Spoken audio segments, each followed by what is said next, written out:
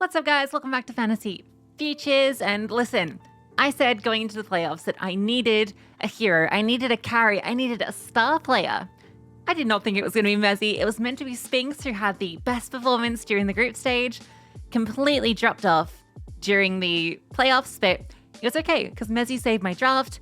Stewie got points, which was impressive considering he tried his hardest to ruin my boosters by the tiniest of margins. But overall, considering Rops dropped out, my gamble onto Vitality, because remember what I said, guys, I think it's a 50-50 game between Vitality and Spirit. So I want to pick the team that has the opportunity to farm before that game. It worked out well. Vitality won, which is even better. And overall, a very good finish. Obviously would have liked to have been in that top 20, but with the double phase and with the missed boosters, it was never going to happen. But this does mean I am now 6 points from number one. I have half the distance between me and P2. Because P2 went safe. He got caught out. We're very happy with this result. He also just missed out on the top 60, which got me an extra 2 points over him, which is very good. Also, 12 points between me and the tied third, fourth place. With 2 games left, that actually gives me a bit of freedom to do some more interesting drafts. And I think I kind of need to go outside of the box. I feel like PT's going to continue to play safe.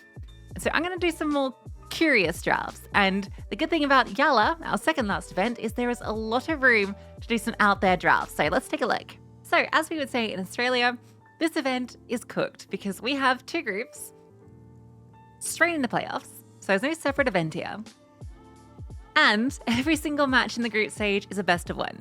So it's absolute chaos. We've got a bunch of best of 1 merchants here as well, like teams like Mongols and Fnatic and all the rest. So it's a crazy event. And there's a couple of things that make it crazier. One, Group A has the 2 teams that I think you would say are favorite to win the whole thing in Astralis and Heroic. So I think that means a lot of drafts are going to go double Astralis, double Heroic. While Group B has kind of all of those teams that have those amazing runs, and we know that they can be title contenders, but then they completely disappear from an event. They get eliminated by some underdog like you're not expecting, and that's your complexities. Your Eternal Fires. I hesitate to put Furia in that category, but once upon a time, that was where they belonged as well. So you've got some very interesting groups, very interesting mixes. And I think also what's going to influence a lot of drafts here, and I guess the strategy that you should probably be applying, is that the way the playoffs work is it's group first place, semis, second place, opposite side quarters, and then third place, quarters. So as long as you pick players from teams in the same group that advance through, so say you got double Astralis, double Heroic, hopefully you've got a semi-final berth and then a quarterfinal on the opposite side for a hopeful grand final. Even if your teams come first and third, it's quarters and semis. So, and say your team wins that and you end up with 2 teams in the semis, you've got a guaranteed grand final appearance. So it's almost always worth going double, like 4 players, maybe even 5, from one group, unless you really want to try and get that 1%er. In which case, the team you're going is double something in Group A, double something in Group B. And I think you're looking at probably double Astralis, double Eternal Fire or Complexity. I mean, they're the 2 favorites in that group, I think, hands down. I think if we're talking underdog teams that can do damage, I'm looking at Fnatic. Blame F's been really good on this team. I don't really think any of these 3 are going to do it, but Mongols is very interesting. I think you're only really picking from these 3 teams in Group A. Whereas Group B, I think there's more of a storyline to pick into a Fnatic or a Big. I would probably avoid Bat Boom, but there's a lot of upset potential considering it's best of 1s. And you could even draft from 5 different teams and find success. And I actually think it doesn't hurt to, instead of draft teams, draft players. Because you can get a lot of carry players from the cheaper teams that are way cheaper than your, devices and stowns. So there's a couple of different strategies. Let's take a look at the players, and then we'll decide how we want to approach it. Straight out the gate, Astralis are really expensive. I think we're looking at players here. Device is one of the most picked. I think the Device Bro combo is probably going to be run by a lot of people. Personally, I'd lean more towards Stare as the best value for money, just because he's so much cheaper than all the golds. And I'd also probably look to one of Yavi or Stown over Device if you're looking for a better finish, just because Device is in about half the teams. So Device is in half the teams, you're not really going to do better than any of the other teams unless you go one of these other golds. I think Stown is the best, obviously, but Yabi would be a cool choice for the extra money. So Yabi Stare, I think, is better than Device Bro, just because you're going a different combo. But even Bro Stare is okay if you want to ride the Astralis train. But Device to me would normally be, and I think if we were looking at it outside of what's been picked so far, the best choice. But because he's in half the teams, I don't want to touch him. Or like a third of teams. He's in too many teams, so I don't want him. Heroic, to me, I think that Dexter is still incredible value. 209,000 on a team that we expect to make playoffs and potentially go deep. He's really good. I don't necessarily know about Shush and Tessus when they're so close to Dexter's price point. So personally, I think Dexter kicks in, save that extra 15k and use it elsewhere. I think for complexity, Floppy obviously jumps out because he's 1,000 less than JT. And it's the same sort of logic that I applied to the Apex Mezzi situation, where Floppy should always be your pick because of the potential. Even though recent form hasn't spoke to it, we know the ceiling. So therefore, I think Floppy is better than JT. I don't think Grim is good value, but I think Holzek is, and Elige is obviously always good. Eternal Fire, I think Madja is the most picked player. I actually don't think he's a good choice, even though he is one of the better IGLs that you get for this price point. I think there's better players that you can get there. So I would avoid Madja if you've got him in his draft, and I'll tell you who to get in a second. However, when we look at the other players, I think the one that jumps out to me the most is Woxic. It surprises me that Wakadia is in the top 8 picked at 210. I don't really think he's 210 value. Instead, I think Woxic at 206 with better rolls is the better choice. For Mongols, I'm looking at Senzu every single day. Senzu and Techno, probably I think Blitz is too expensive. I wouldn't invest this much on Mongols. And Senzu is that superstar. So I think it's got to be Senzu. 910's been playing really well lately, but 2k difference, get Senzu. If we're looking at big, I know Sirison has not been a good performer. When I look at this group and I look at the best of ones, I do see potential for him to actually perform well. Also a thing to consider just in general, because these are all best of ones, a lot of maps we're going to see are going to be those comfort maps for a lot of teams, which means your Ancients, all right? It means your Dust 2s. It means maps that Big play really well on. So therefore, I think Sirison's actually pretty good.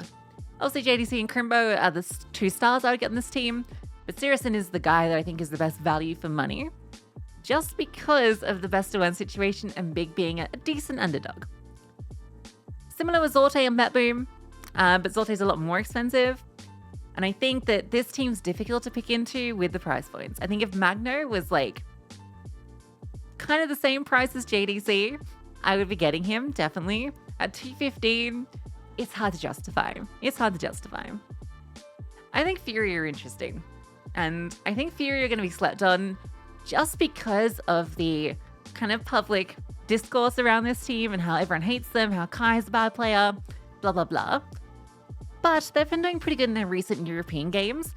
And the fact that they've had these recent European games, they've been playing officials, they've been boot camping, they've been in Europe for like weeks. And I think that coming into this event, people are going to underestimate them.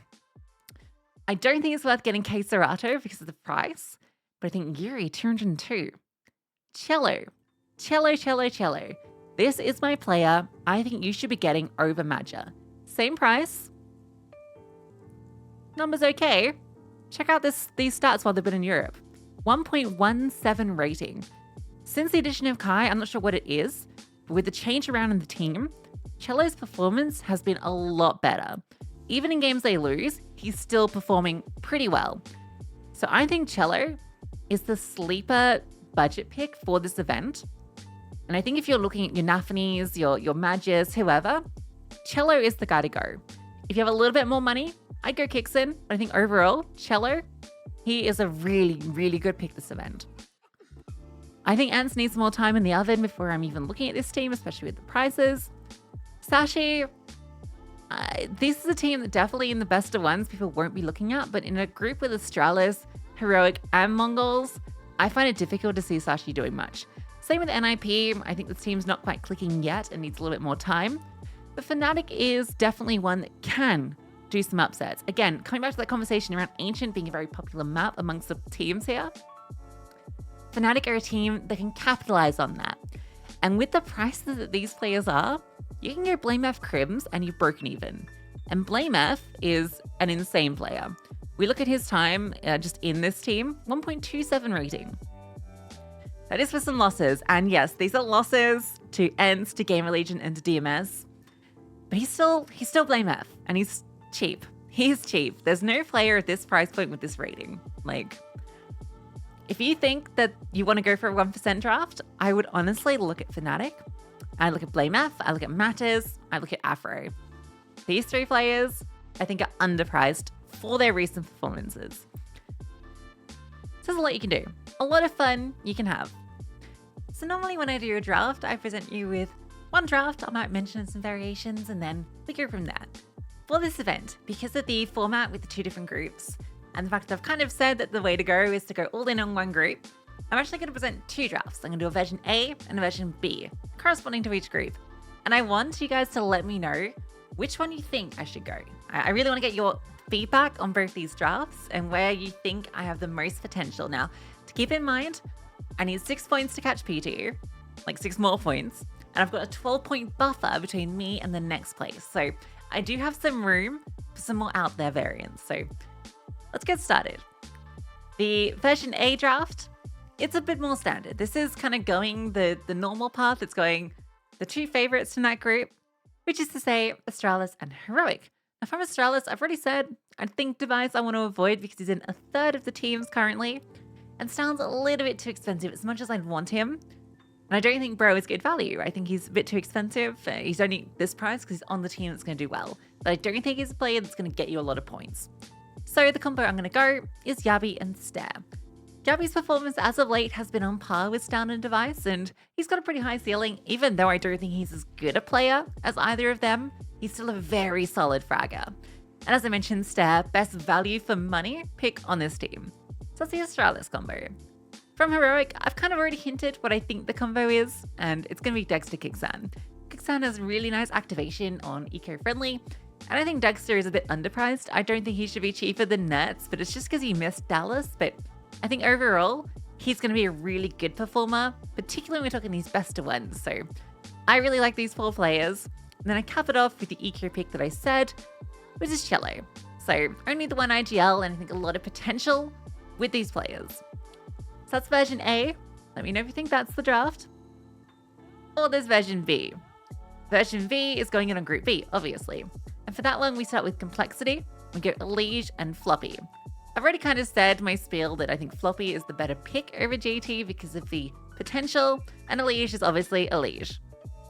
We then go to Eternal Fire, and as much as I'd love to go kind of these silvers, I have to go Xantares if I'm going Eternal Fire.